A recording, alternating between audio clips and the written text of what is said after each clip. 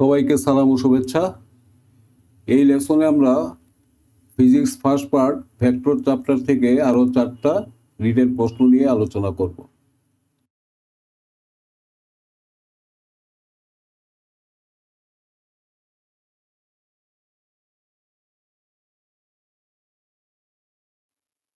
প্রথম কথা, এই চিত্র দেখে তোমরা ভয় পেও না। এই চিত্র তোমাদেরকে আঁকতে হবে না, আঁকতে পারবেও না। তোমরা প্রশ্নের মধ্যে যে দ্বিমাত্রিক একটা সহজ চিত্র দেওয়া থাকবে সেটাই ব্যবহার করবে। তবে এই চিত্রটা ভেক্টর দুটির প্রকৃত অবস্থান দেখাচ্ছে তোমার ত্রিমাত্রিক স্থানাঙ্ক ব্যবস্থায়। এটা তোমাদেরকে আমি দিলাম তোমাদের প্রকৃত অবস্থাটা বোঝার জন্য। তোমরা খেয়াল করো, পি সমান 4i প্লাস 3j, এর অর্থ হচ্ছে এই লাইনটা আছে এক্স ওয়াই এই প্লেনে। আবার কিউ সমান দেওয়া আছে 2j প্লাস 5k, এর অর্থ হচ্ছে এই ওসি লাইনটা আছে ওয়াই জেড এই প্লেনে।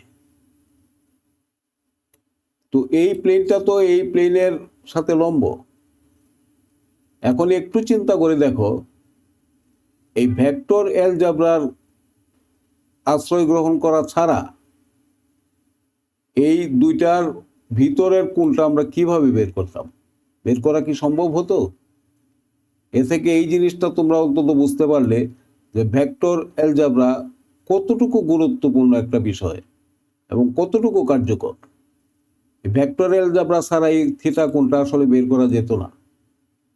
যাই হোক, তো cos থিটা সমান vector P dot vector Q divided by P Q, এগুলি তোমরা জানো।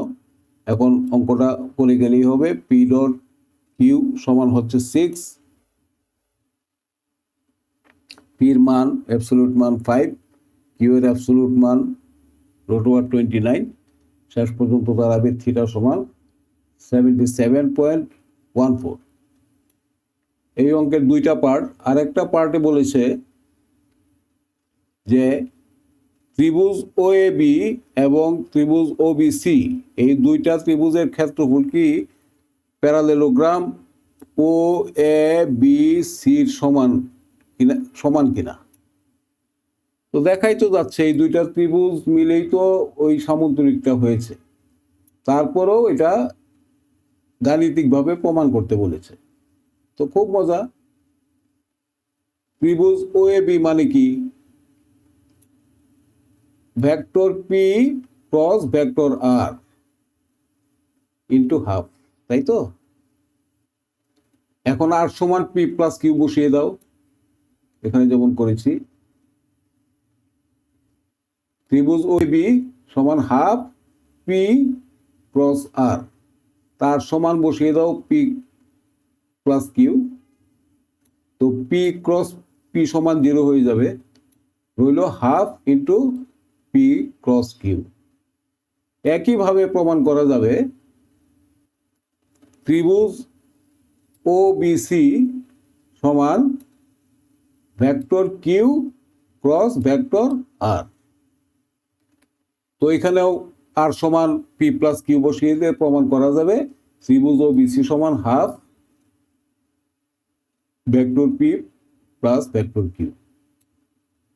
অর্থাৎ ত্রিভুজ ও এ বি প্লাস ত্রিভুজ ও বিসি সমান half absolute value of P cross Q plus half absolute value of P cross Q, মানে সমান হচ্ছে পি ক্রস কিউ। তো প্রমাণিত।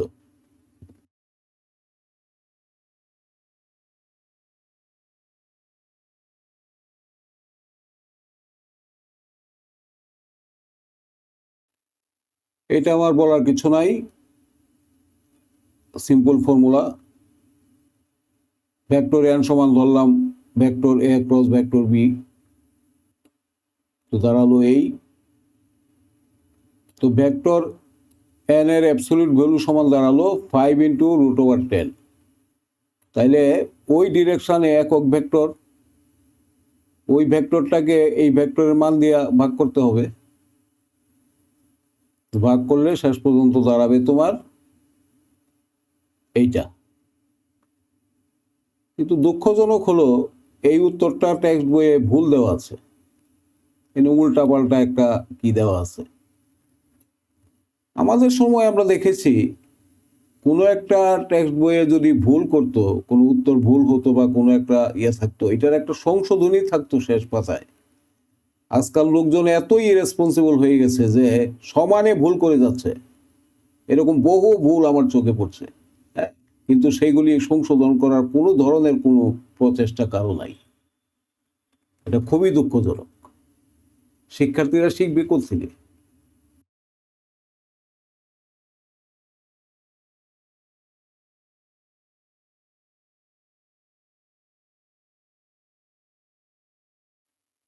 এই প্রশ্নটা আগের প্রশ্নেরই তোমার পুনরাবৃত্তি, তোমরা করে গেলেই হবে। বেশি বেশি প্র্যাকটিস করবে যাতে আসল ফিল্ডে গিয়ে, আসল পরীক্ষার হলে গিয়ে ভুল করে না বসো। এটার উত্তর সব ঠিক আছে।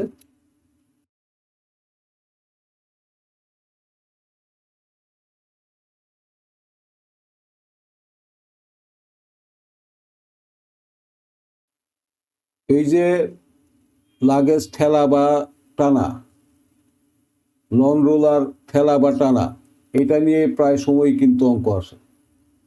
এটা একটু ভালোভাবে খেয়াল করো।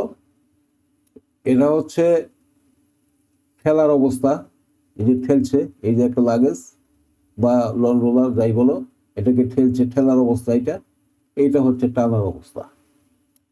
এখন খেয়াল করো, তুমি এফ সমান 20 নিউটন বলই তুমি প্রয়োগ করছো, এই ক্ষেত্রেও 20 নিউটন বলই তুমি প্রয়োগ করছো। সুতরাং তোমার এক্সট্রা কোনো পরিশ্রম হচ্ছে না, এই দুইটা সমান, একই পরিশ্রম করছো তুমি।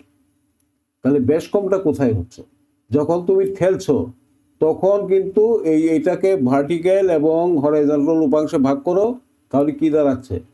10 নিউটন নিচের দিকে, আর লম্ব উপাংশে ভাগ করছি 17.32 নিউটন হরাইজন্টালি। অর্থাৎ এই লাগেজ ঠেলার কাজে কিন্তু ওই 17.32 নিউটন এই কাজে লাগছে। আর এইটা কি করছে? এইটার ওজনটা, আপাত ওজনটা বাড়িয়ে দিচ্ছে, কারণ এইটা ডাব্লিউটাও নিচের দিকে, এই 10 নিউটনও নিচের দিকে। তাহলে আপাত ওজন দাঁড়ালো ডাব্লিউ প্লাস 10। টানার ক্ষেত্রে কি হচ্ছে? 30 ডিগ্রিতে যদি তুমি টানো, মানে পুল করো, তাহলে কি হচ্ছে? এখানেও তুমি এফ সমান 20 নিউটন বল প্রয়োগ করছো, এখানেও কিন্তু এইটার একটা উপাংশ যেটা কাজে লাগছে সেটার মান কিন্তু 17.32 নিউটনই, তাহলে এটা তো 30। সুতরাং এটা হচ্ছে এফ কস 30,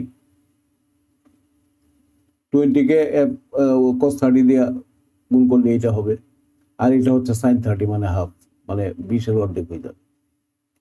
এইটার বেলায় হচ্ছে কি, এই 10 নিউটন কিন্তু উপরের দিকে কাজ করছে। আচ্ছা, এটা তো ভেক্টর, এই যে ডায়াগ্রাম, এটার সাথে তুমি ভেক্টর সমীকরণ মিলাতে পারো তো?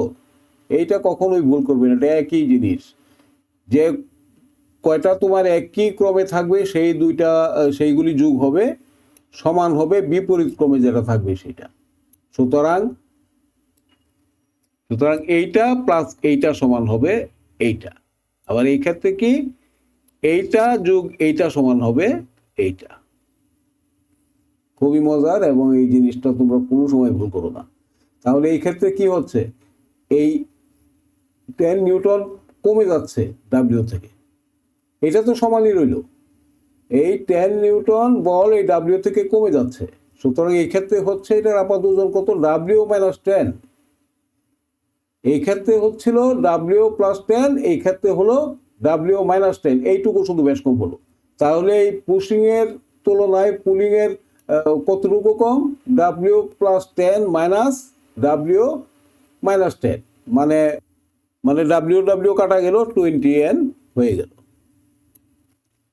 আচ্ছা, এখন আরেকটা প্রশ্ন তোমাদের করা উচিত, সেটা হলো যে এখানেও এই 17.32 নিউটন বলই কাজে লাগছে এটা ঠেলার কাজে, এখানেও তো এই বলটাই কাজে লাগছে, আবার একই সমান বল প্রয়োগ করা হলো। তাহলে ব্যাস কমটা কই হইলো? এটার আপাত ওজনটা এই ক্ষেত্রে বেড়ে গেল। আপাত ওজন বেড়ে গেলে ক্ষতি কি? ক্ষতি হচ্ছে এটার ফ্রিকশন বেড়ে যাবে, এটার ঘর্ষণ বল বেড়ে যাবে। তখন হয়তো 17.32 দিয়া এইটাকে ঠেলা হয়তো এত সহজ হবে না। আর এই ক্ষেত্রে এটার আপাত ওজন কমে যাওয়াতে এই ঘর্ষণ বল কমে গেল। তখন দেখা যাবে যে এই 17.32 এই বলটাই যথেষ্ট হয়ে গেছে এটাকে সহজে টেনে নিয়ে যাওয়ার জন্য। আশা করি বিষয়টা বুঝতে পেরেছ। তো ঠিক আছে, ভালো থেকো সবাই, আজকে এই পর্যন্তই।